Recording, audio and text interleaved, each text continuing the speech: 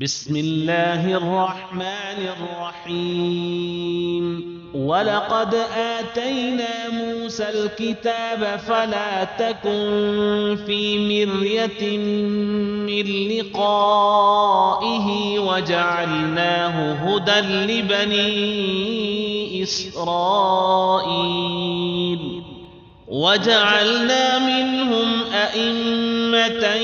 يهدون بأمرنا لما صبروا وكانوا بآياتنا يوقنون إن ربك هو يفصل بينهم يوم القيامة فيما كانوا فيه يختلفون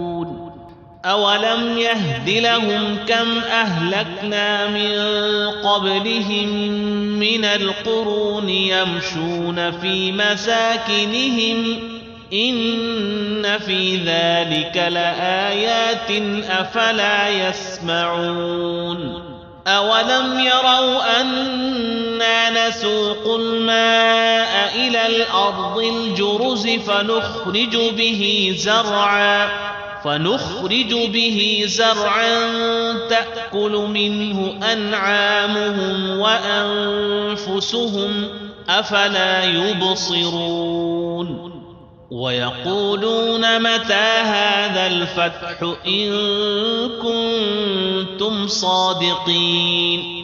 قل يوم الفتح لا ينفع الذين كفروا إيمانهم ولا هم ينظرون فأعرض عنهم وانتظر إنهم منتظرون